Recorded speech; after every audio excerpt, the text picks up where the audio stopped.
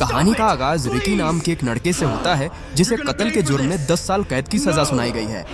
अगर ये कोई आम जेल होती तो शायद इसके लिए ये 10 साल आसानी से गुजर जाते, लेकिन ये मुस्तकबिल की जेल है। सन 2001 के बाद दुनिया भर की हुकूमतों ने तमाम जेलों को प्राइवेट कर दिया था। इसका मतलब ये है कि इन 4 दीवारियों में वार्डन का अपना ही कानून चलता है। ये पैसों के भूखे लालची लोग इन कैदियों को गुलामों की तरह इस्तेमाल करते हैं, लेकिन उन्हें जरा भी अंदाजा नहीं है कि उनकी जेल में किसने। वार्डन ने पूछा, तो बताओ इन 2 सालों में तुम कहाँ थे? इस दौरान तुमने क्या किया? लेकिन अपनी धमकियों के बावजूद भी वो रिक्की से कुछ उगलवा न सका। आखिर में वार्डन ने इसे खत दिखाया जो किसी ने उसके लिए भेजा था। जैसे ही रिक्की वो खत लेने के लिए आगे बढ़ा, वार्डन ने उसके हाथ में अपने नुकीले हुक घुसा दिए और उस पर एक के बाद एक जोरदार मुक्कों की बारिश कर दी।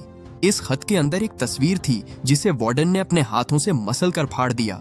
ये था ताकि उसकी हालत देखकर कोई भी उसकी तरह बगावत करने की हिम्मत न करे। नारोमी ने रुकी को फाइट के लिए चैलेंज किया।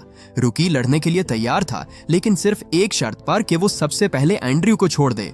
नारोमी को उसे मारने के ऑर्डर्स मिले थे, ना कि सौदेबाजी करने के, इसलिए वो बगैर देर किए रुकी पर टूट आंख होता देखकर वोंग चोक का गुस्सा 7वें आसमान पर था। उसने रिकी के सबसे कमजोर पॉइंट पर हमला किया, जिसे वो डेड पॉइंट कहती थी। अब रिक्की की मौत यकीनी थी। वो तड़प रहा था और तमाम कैदी उसकी मौत का तमाशा देख रहे थे। वहीं दूसरी तरफ साइक्लॉप्स को पता चलता है कि कल वार्डन यहाँ आने वाला है।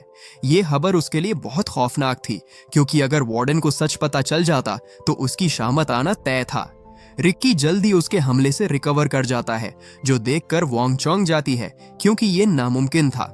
हालांकि इसके बावजूद आज रात उसका मरना यकीनी था। एक ने उसके जिस्म में नुकीली सुइयां छुपा छुपा कर रिक्की के जिस्म को आटे की बोरी की तरह सी दिया। उसका काम खत्म करने वाला था कि अचानक ऐलान होता है कि जो भी कैदी अपनी सेल में नहीं जाएगा उसे गोली मार दी जाएगी। उसके बाद गार्ड्स ने फायरिंग शुरू कर दी, लेकिन निशाना रुकी ही था। वो किसी तरह जान बचाते हुए एक कमरे में पहुंच गया, मगर इसी वक्त पूरा कमरा सीमेंट से भरने लगा।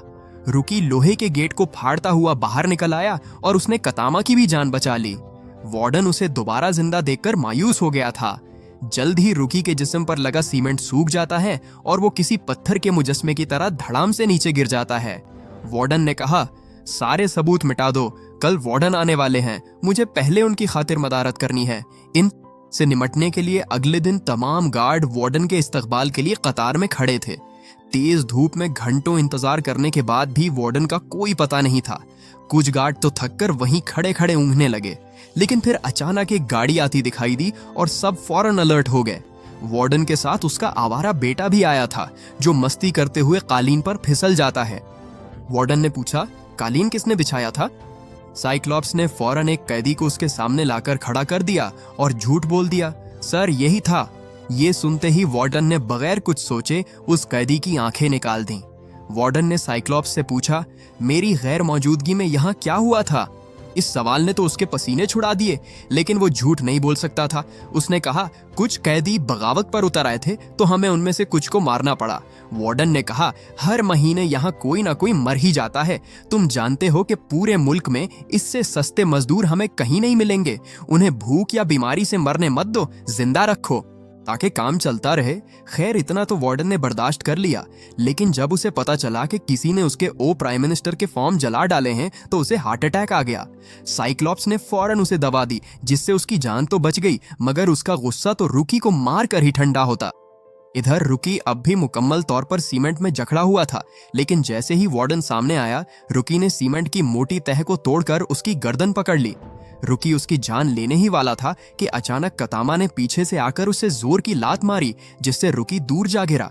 इसके बाद उसने रुकी के हाथों को जेल की सलाखों में जकड़ दिया और उसे मार मार कर उसकी हालत खराब कर दी। उसके बाद उसने रुकी का सर पकड़ा और उसे इतनी जोर से दबाया कि उसके सर से खून बहने लगा।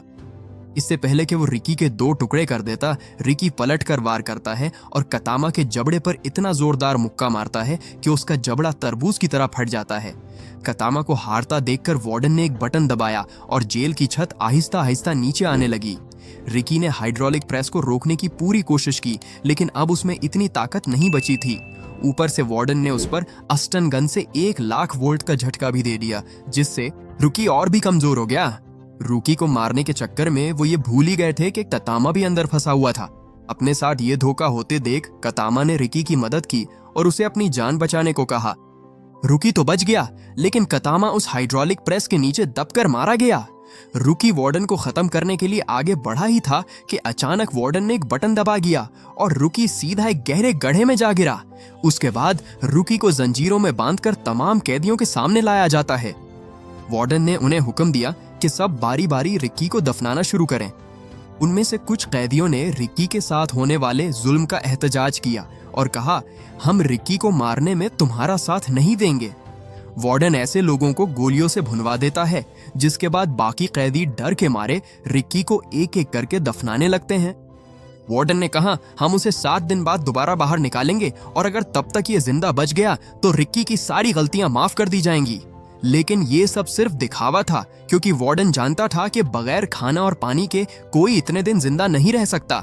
सांस लेने के लिए उन्होंने रिकी के मुंह के पास एक पाइप लगा दी और उसे मिट्टी में दफनाकर छोड़ दिया गया। सब कैदी बस रिकी के बारे में ही बात कर रहे थे। उन्हें लगा कि वो अब तक मर चुका होगा, मगर उसी वक्त उन्हें जमीन के नीचे से एक धुन सुनाई देती है जो रुकी अपने मुंह से बजा रहा था। उसे जिंदा पाकर सब में खुशी की लहर दौड़ गई। एक कुत्ता वहीं पास में घूम रहा होता है। वो अंग उसे मार कर उसके जिगर को पाइप में डाल देती है ताकि रुकी को ऑक्सीजन न मिल सके। इनके पास ले आया। कई बार आवाज देने पर जिब्रीकी ने दरवाजा नहीं खोला तो साइबोर्ग गार्ड्स के साथ